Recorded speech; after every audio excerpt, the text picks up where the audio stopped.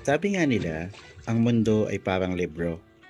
Sa bawat biyahe, bawat bagong lugar, iba't ibang mga tao, iba't ibang mga kultura, iba't ibang mga klase ng pagkain, ay parang mga pahina na dumadagdag ng dumadagdag sa storya ng buhay mo.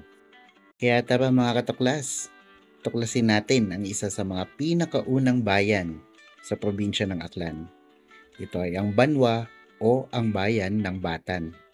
Nasa mga 2.5 oras kung manggagaling ka ng Katiklan, ganun din kung manggagaling ka na. Dito rin sa Batan matatagpuan ang isa sa mga pinakaunang pier o pantalan ng probinsya. Malalim din ang kasaysayan ng lugar na to. Pinaniniwalaan niya na isa sa mga unang namuno dito ay si Datu Bendahara Kalansiaw III. Kaya ipinangalan din sa kanya ang isa sa mga dambana o shrine sa lugar na to. Mayaman ang lugar ng Batan sa mga pagkaing dagat. Alimango, talaba, bangus, tahong, hipon, mga pusit, lahat yan. Marami dito. Dito rin kabilaan ng mga bakawan. Kaya maraming naiitlogan ng mga isda at mabilis silang nakakapagparami. Kaya ang karaniwang hanap buhay ng mga tao dito ay ang pangingisda at pagtatanim ng palay. Kung sabang naman ang tawag ng mga Tagalog sa lugar kung saan nagsasalubong ang alat at ang tabang, sa mga taga-Aklan naman, madalas ang tawag nila ay katunggan.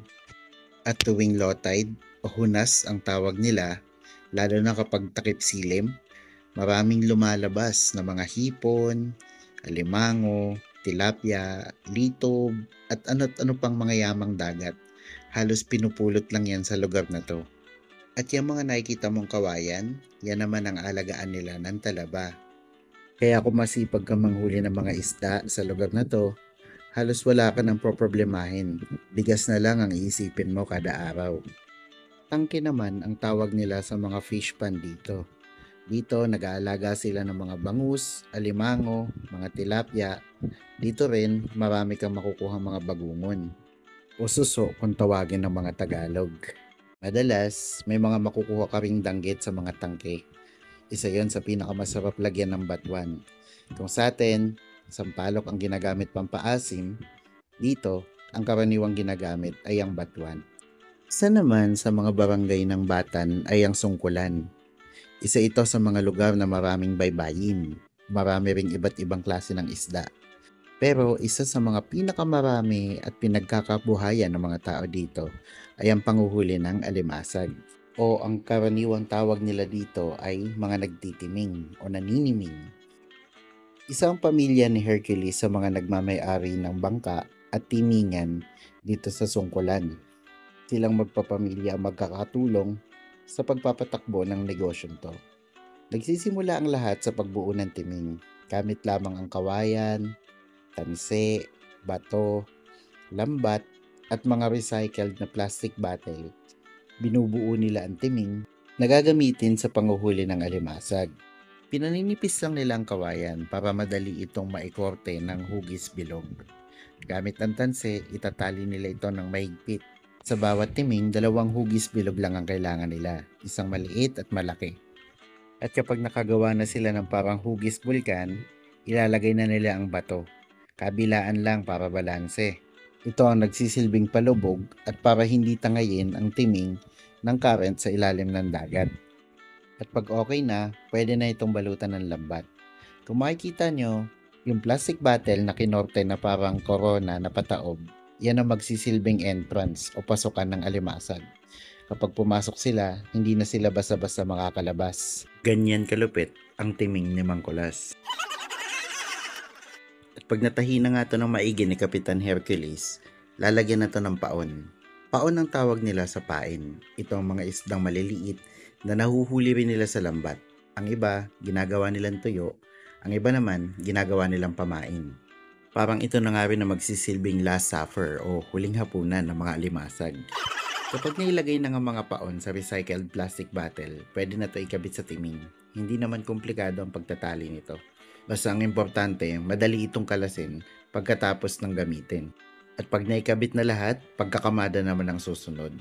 Importante to dahil dito may makikita kung may posibilidad na may butas ang timing, ang gagawin lang ay tatahiin. Pag kumpleto na, nagsisimula na ang bayanihan. Kapwa mo mangingisda, tutulungan kang iangat ang timing papunta sa bangka mo. Ganon din, kaya kung mapasyal ka man ng baybay at pangpang at may mga nakita kang mangingisda na dumadaong, pwede mo silang tulungan para magbuhat ng bangka. Malaking bagay sa kanila yon. Importante ring masigurado nilang balanse at nakatali na maigi ang mga timing dahil pwede itong tumaob kapag malakas ang alon.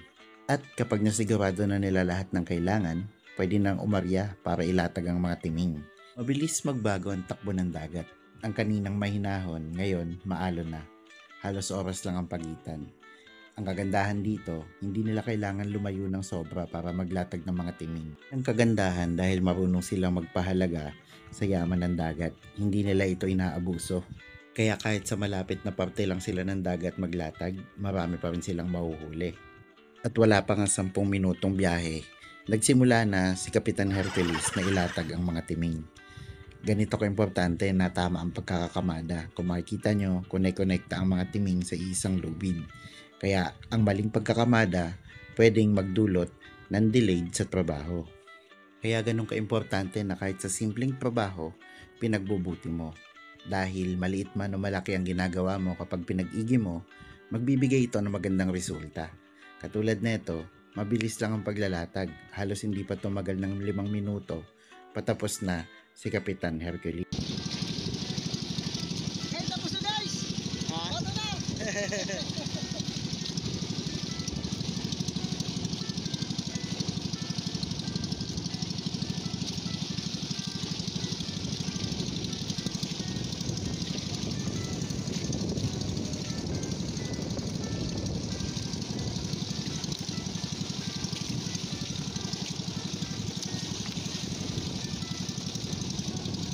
Bago pa nga pala kami pumuntang laot, ang mga anak ni Hercules ay umuwi na para magluto ng pagkain. Mga katuklas, 5 beses pa lang kumakain ang mga aklanon sa isang araw. Yun ay ang almusal, merienda o pamahaw ang tawag nila, tanghalian, pamahaw ulit o merienda, tapos hapunan. Kaya kung bibisita ka ng aklan, kalimutan mo munang diet ka. Kasi ang hirap tanggihan lalo na kapag hinain nila sa'yo yung mga fresh na seafood sa mesa. Siguradong mapapa-only rice ka. Wala pang ang 10:00 ng umaga tapos na ang trabaho nila. Kanina naman bago pa magbukang liwayway, may pera na sila dahil binili na ng mga parokyano ang mga nahuli nilang alimasag. At bukas pa naman nila kukunin ang mga timing na nilatag nila ngayong araw na to. At yan ang abangan natin sa part 2 ng video to. Maraming salamat sa panonood, katuklas. At paki-comment naman para malaman namin kung tagasan ka at kung saan umabot ang video to. Salamat!